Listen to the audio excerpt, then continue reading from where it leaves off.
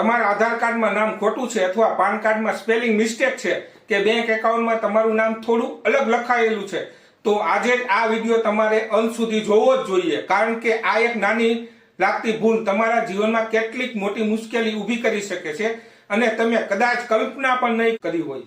ઘણા લોકો મને વારંવાર પૂછે છે કે સાહેબ થોડું નામ ખોટું છે તો શું થાય, અને હું એમને એક જ જવાબ આપું છું, હવે ખાલી વાતો કરવાની કશું નહીં થાય, પણ જ્યારે જરૂર પડે ત્યારે બધું અટકી જશે. હા, બિલકુલ સાચું. આજે કદાચ તમને કોઈ સમસ્યા નહીં આવે, પણ જ્યારે તમે લોન લેશો, પાસપોર્ટ બનાવવા જશો કે જમીન બાબતના કામ માટે જશો અથવા કોઈ કોર્ટ કે કચેરીમાં કામ આવશે, ત્યારે આ જ મહત્વની નાની ભૂલ તમને અટકાવી દેશે. કલ્પના કરો કે તમે બેંકમાં લોન લેવા ગયા, તમારું બધું તૈયાર છે, ઇન્કમ પ્રૂફ છે, ડોક્યુમેન્ટ છે, ગેરંટી છે, પણ ઓફિસર ફક્ત એક જ વાત કહે છે કે તમારા પાન કાર્ડ અને આધાર કાર્ડમાં નામ સરખું નથી. બસ તમારી ફાઇલ ત્યાં જ અટકી જાય છે. તમે કેટલું પણ સમજાવો પણ સિસ્ટમ માટે તમે અલગ વ્યક્તિ બની જાઓ છો. એટલું જ નહીં, ઘણા લોકોના પાસપોર્ટ એપ્લિકેશન રિજેક્ટ થાય છે ફક્ત એટલા માટે કે તેમના ડોક્યુમેન્ટમાં નામ મિસમેચ હોય છે, અને પછી તેઓ મહિનાઓ સુધી ચક્કર કાપે છે, સમય પણ જાય છે અને પૈસા પણ જાય છે. હવે તમે વિચારો છો ચાલને પછી સુધારો કરી લઈશું, પણ અહીં જ સૌથી મોટી ભૂલ થાય છે. લોકો આ કામને ટાળી દે છે અને જ્યારે જરૂર પડે ત્યારે સમય પણ નથી હોતો અને પ્રોસેસ પણ લાંબી થઈ જાય છે. હવે સવાલ એ છે કે શું આ સમસ્યાનો સરળ ઉકેલ છે? જવાબ છે હા, અને બહુ જ સરળ છે, પણ તમે આજે જ એક્શન લો તો. સૌથી પહેલા તમારે એક વાત સમજવી પડશે, તમારા બધા ડોક્યુમેન્ટમાં એક સરખું નામ હોવું ખૂબ જ જરૂરી છે.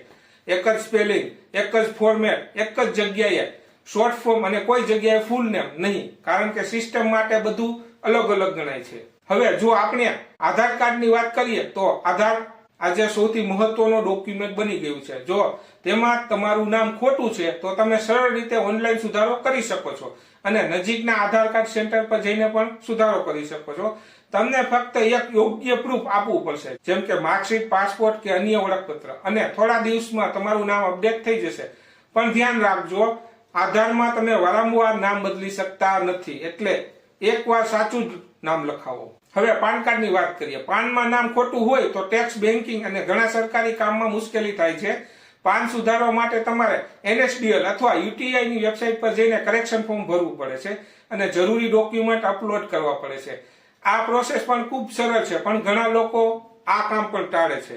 બેંક એકાઉન્ટમાં નામ ખોટું હોય તો શું થાય? ઘણા લોકો કહે છે ચાલ ને, પૈસા તો આવે છે ને, જમા થાય છે, ઉપડે છે.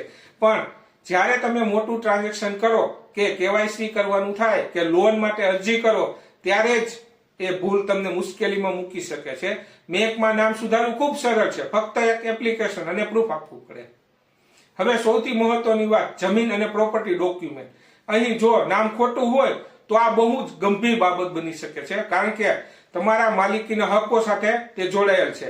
આવી સ્થિતિમાં તમારે તલાટી કચેરીમાં અથવા મામલતદારશ્રીની કચેરીમાં અરજી કરવી પડે, ક્યારેક કોર્ટમાં પણ જવું પડે અને એફિડેવિટ પણ કરવું પડે. એટલે આ બાબતને ક્યારે હળવાશમાં ન લેશો. હવે હું તમને એક રિયલ ટ્રુથ કહું, સરકાર, બેંક, કોર્ટ, કોઈને કોઈ ફરક નથી પડતો કે તમે કોણ છો. તેઓ ફક્ત તમારા ડોક્યુમેન્ટમાં શું લખ્યું છે એ જ જુએ છે. એટલે જો ડોક્યુમેન્ટમાં નામ ખોટું છે તો તેમની નજરે તમે ખોટા છો.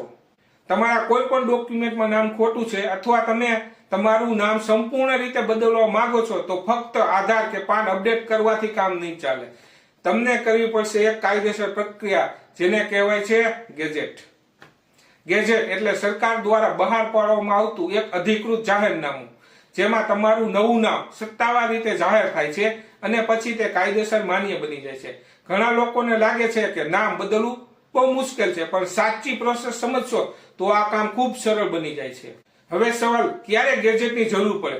જ્યારે તમે સંપૂર્ણ નામ બદલવા માંગો છો, જ્યારે ડોક્યુમેન્ટમાં નામ બહુ જ અલગ અલગ હોય અથવા ફ્યુચરમાં કોઈ કાયદાકીય સમસ્યા ટાળવી હોય, તો માત્ર નાની સ્પેલિંગ મિસ્ટેક હોય તો ઘણી વખત ડાયરેક્ટ કરેક્શન થઈ જાય છે, પણ મોટો ફેરફાર હોય તો ગેજેટ જરૂરી છે.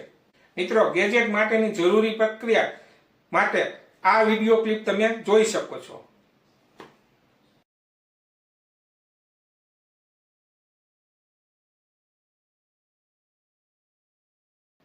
અને આ માટે હું તમને વારંવાર કહી રહ્યો છું, જો તમારા કોઈ પણ ડોક્યુમેન્ટમાં નામ ખોટું છે તો આજે જ પ્રોસેસ શરૂ કરો, કાલ પર ન મૂકો, કારણ કે કાલે કદાચ મોડું થઈ જાય.